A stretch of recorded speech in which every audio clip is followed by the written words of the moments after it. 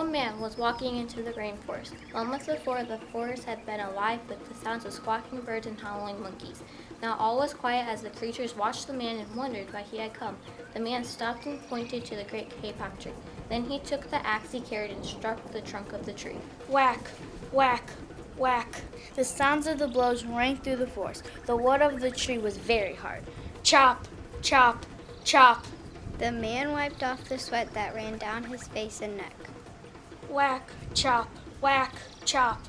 Soon the man grew tired. He sat down to rest at the foot of the great kapok tree. Before he knew it, the heat and hum of the forest had lulled him to sleep. A boa constrictor lived in the kapok tree. He slithered down its trunk to where the man was sleeping. He looked at the gash the axe had made in the tree. Then the huge snake slid very close to the man and hissed in his ear. Señor, this tree is a tree of miracles. It is my home, where generations of my ancestors have lived. Do not chop it down. A butterfly flew near the sleepy man's ear. Señor, our home is in this kapok tree, and we fly from tree to tree and flower to flower collecting pollen. In this way, we pollinate the trees and flowers throughout the rainforest. You see, all living things depend on one another.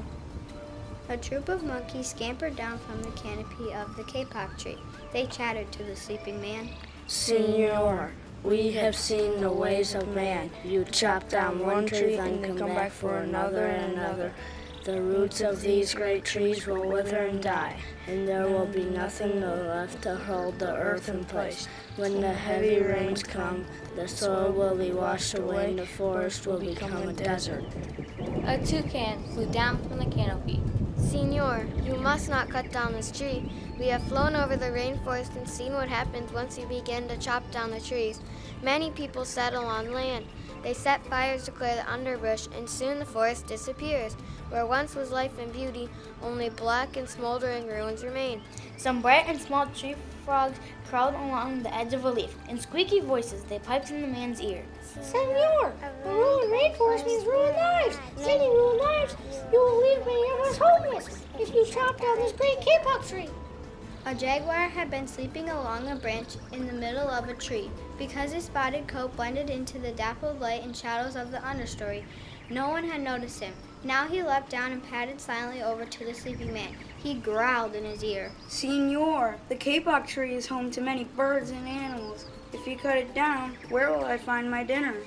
Two tree porcupines swung down branch to branch and whispered to the man. Señor, do you know what we animals and humans need in order to live?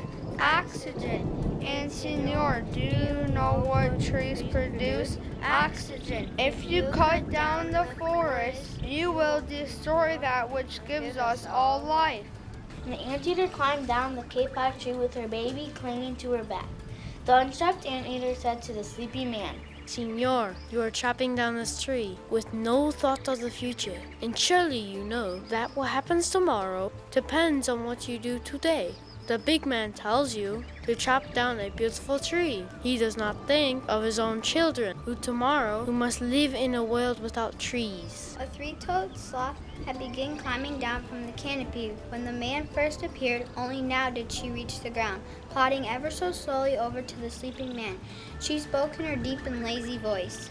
Señor, how much is beauty worth? Can you live without it? If you destroy the beauty of the rainforest, on what would you feast your eyes? A child from the Yanomami tribe who lived in the rainforest knelt over the sleeping man. He murmured in his ear, Señor, when you awake, please look upon us all with new eyes. The man awoke with a start. Before him stood the rainforest child, and all around him, staring, were the creatures who depended upon the great kapok tree. What wondrous and rare animals they were. The man looked about and saw the jewels amidst the dark green forest. Strange and beautiful plants seemed to dangle in the air, suspended from the great kapok tree. The man smelled the fragrant perfume of their flowers. He felt the steamy mist rising from the fragrant perfume of their flowers. He felt the steamy mist rising from the fourth floor, but he heard no sound. For the creatures who strangely silent. The man stood in and picked up his axe. He swung back his arms as though to strike the tree. Suddenly he stopped. He turned and looked at the animals and child. He hesitated. Then he dropped the axe and walked out of the rainforest. The Great Kapok Tree by Lynn Cherry. Narrator 1 played by Sarah Nebel. Narrator 2 played by Abby Schmidt. Narrator 3 played by Emma Saracen. The man played by Tate Smith. The monkey played by Austin Recker. The monkey played by Nick Kinzel. The boa played by Alex Hinkle. The boa played by Charles Leahy. The butterfly played by Nana Sharkey. The butterfly played by Autumn Tully. The toucan played by Claire Henry. The tree frog played by Gavin McCormick. The tree frog by Aiden Coach. The jaguar played by Cody Kiefer. The porcupine played by August Patzner. Porcupine played by Savannah Johnson. The anteater played by Max Lawrence. The sloth played by Ella Owens. The sloth played by Olivia Breitbach. The boy played by Cooper Shrive.